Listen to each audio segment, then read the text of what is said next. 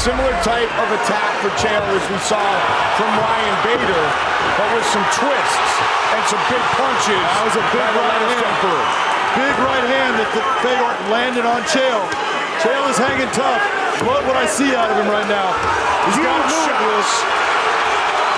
Looking to finish right here, right now. He's not being hurt, but he's got to move when Dan tells him to move. It's over. And it's all over! Fedor Emelianenko will fight Ryan Bader for the heavyweight world championship. Taking some shots for it, and here what we're seeing is Fedor landing those shots, and Chael is not responding. You hear Dan Miragliotta tell him, you got to move, show me something, and there's nothing happening, and that's why the fight ends. The last emperor will fight once again. Look at what Corey was doing and think that he was going for an Americana. He's not. He's proving that by where he's having his arm holding the head also. You have no submission if you have that head involved in it. That shot hurt Melvin right there, John. Yeah, it did. You can see him starting to cover up with both hands. Big elbows, postured up. You gotta move, Melvin. This is the point. Big elbows in this position. That's a big shot right there by Corey. Todd Anderson telling Melvin, you gotta move, you gotta protect yourself. Corey continues on. This fight is going to be over. And it's all over! Corey Anderson, victorious in his Bellator debut! Posture, look at this elbow come down right in the middle there, and he started landing just heavy elbows. A couple of punches, but the elbows were the big difference here. That one right there was the one that those last two were the key. One of them cut Melvin open. And then once he turned to start covering up, you saw the ref start giving Melvin warnings. No reaction led to the stoppage for round number 2. And now he's got it with that right hand, and he's got a heavy right hand, a lot of power in that thing. And even though he can't move his hips, just being able to rear it back, he can bring a lot of power down on top of Darpinian. Yeah, those, see the elbow right there, those are the ones that you hear them when you're inside the cage. You'll hear this almost thumping of a baseball bat hitting something solid. It just alters your perception of that. A guy can only take so much of that, and that's what you're seeing right now with referee Jason Herzog. And he may stop this fight. And see, you hear him yell, move. It is all over! Anatoly Tokov moves to 5-0 inside the Bellator cage. Out comes the elbows. The heavy elbows start raining down. Referee Jason Herzog, and this is what I was talking about. Santos put himself in a bad position, and he's taking big shots here. He might be out. Santos in big trouble. I don't know if his head is clear. A ton of time left here in round 1. He keeps taking these, they're gonna stop the fight. Jason Herzog is all over him, and he's still rolling, he's still going for it. That's why Herzog is letting this continue, because he's still trying to be aggressive, but man, he's taking some punches.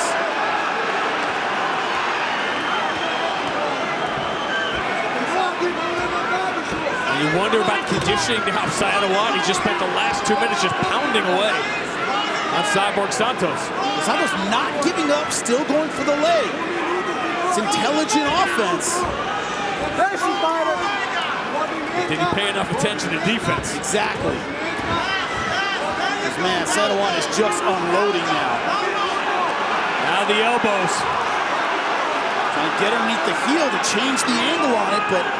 And those elbows have opened up Cyborg Santos.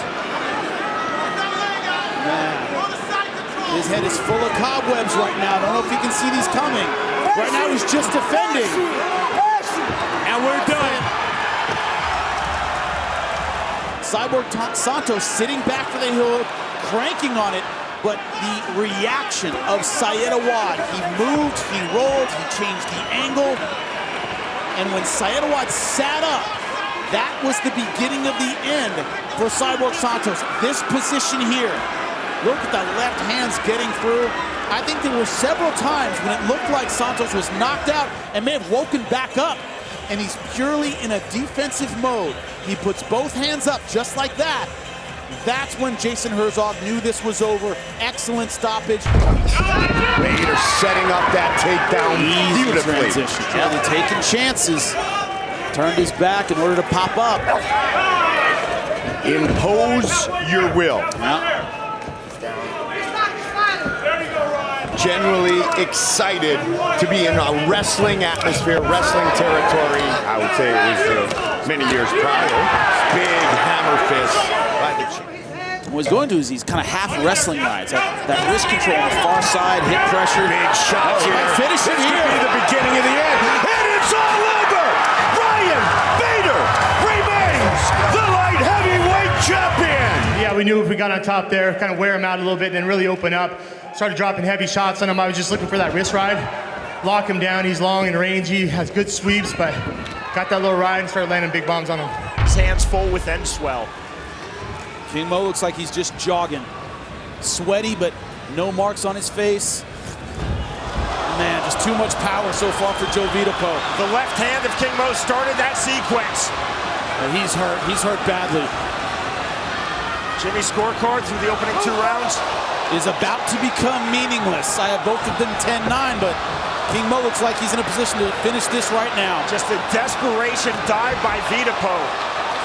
Jason's looking for a reason to stop this fight. Razak talking to Vidapo. The end is near. Oh, King Mo, and that is it. 3rd round TKO win for King Mo in absolutely dominant fashion. Joe Vidapo, legs just went out from under him. Look at it here, beautiful left-right combination. Once again, Joe coming in, being a little too aggressive, getting off balance, and this was the end here. Nice hip pressure. Like I said, I think Jason Herzog at this point looking for a reason to stop this fight because this was a beating. Jimmy, the lone compliment that King Mo would pay Joe Vidapo entering this fight. He's not there to protect her in any fashion. Denise is doing a good job and should continue to just open up with those shots. Hold that position with your hips tight. Do not let her get to her side with her shoulders flat to the ground. You have the position. As soon as she can get to her side, she's going to take her back. So she needs to be very careful with when she holds on to this. I love that this fight is going into the 3rd round, going deep, because we are seeing the evolution of a kickboxing world champion trying to finish right here, right now. Yeah, finish on. Well, this is exactly how she kind of finished when she had that fight where she got her first MMA win. In looking at, Jessica Middleton, she went and was in this position and ended up with the submission victory. It's all over! Denise Kielholtz, ground and pound. 3rd win for Denise Kielholtz. And from this position, she just starts locking that arm down between her legs and opens up with that right hand, just landing shot after shot. And the reason why, in the end, the referee is telling Terrell to move. You've got to move, change the position. Terrell is trying, but she can't. And in his one setback, he suffered that eye poke early. Ended up in the hospital post-fight. So that was unfortunate in the loss to Henry Corrales. Just past the midway point of our main event. These are the shots that hurt you, though. When you don't see them and they're coming up underneath, he's in trouble. It is all over. DARRION CALDWELL with his first career 2nd round finish.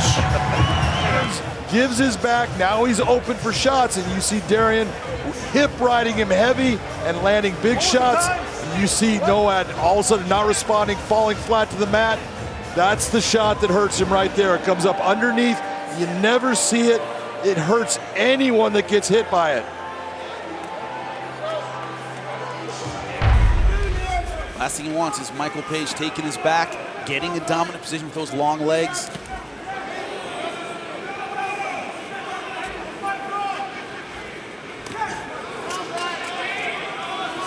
Smart move, going with the elbows. Not trying to get punching distance. That's hard to do from here. If you can land nice elbows. These are big shots. These Another are big good one. shots. That's and it's it. over. Inside control, didn't try and get enough distance to land effective punches, but you can land effective elbows from here. Yeah, I think it was a verbal submission. He was hurt, he said he had enough. Look at MVP use his chin to prevent his right arm. Yep. from defending those shots. Held him down with the chin, unloaded with the elbows. Dan Miragliotta looking at me right now says he broke his jaw with that short elbow. Right there. Yep. Bang, right on the jaw. Gone. All King Mo at the moment. So now he's feeling that confidence. 2:50 remaining in this third and final round. The winner claims this light heavyweight tournament and earns a world title shot.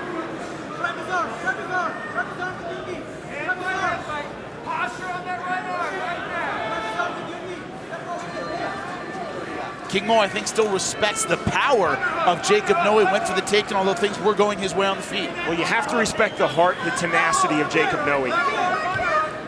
He's taken a lot of punishment. That mouse has popped under his left eye.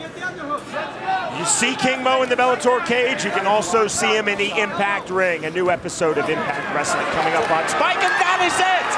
The TKO finish for King Mo. Jason Herzog sees it up. Short left hands against the fence. That's what opened up the cut underneath the left eye. Look at this jab, a step-in jab. Then here on top, left, right over the top. Like I said, not huge punches, but Jason Herzog saw the damage that Jacob Noe had taken throughout this fight. He'd seen enough. To get it past the legs of Joseph Creer. With those legs, Joseph Creer is able to control a lot of Austin's positioning, but he's not controlling his posture, and that's why you're seeing Austin Vanderford landing these big, heavy elbows straight down.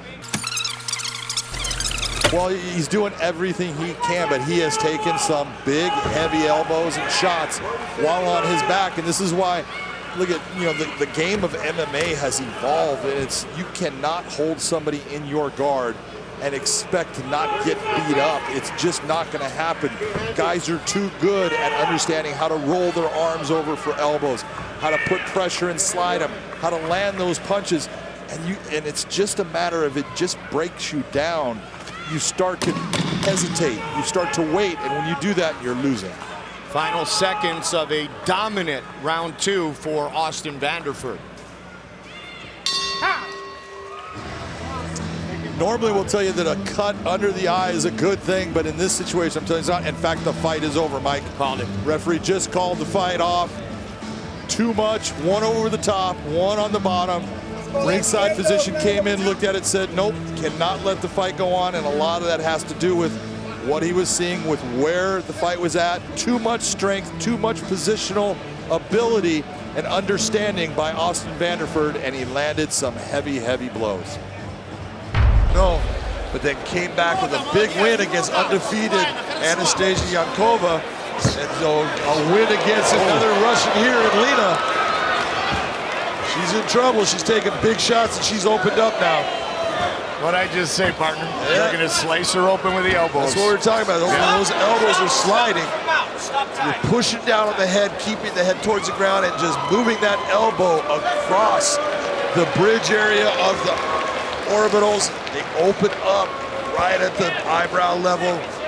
When that elbow hits, it's bone on bone, and it's pressing the skin down to the point where it creates a pressure. Yeah, opens the I was going to say, this didn't go well for Vida Arteaga. And those very sharp elbows of Kate Jackson lead her to her third Bellator win.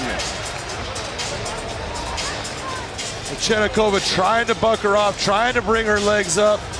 Watch the elbow, boom, that's the one that opens her up. You can see she's starting to have problems from that point. Controlling Kate Jackson. Big shot that opened her up, probably about an inch above her eyebrow. It's a large cut. It's going to give her problems, it seems.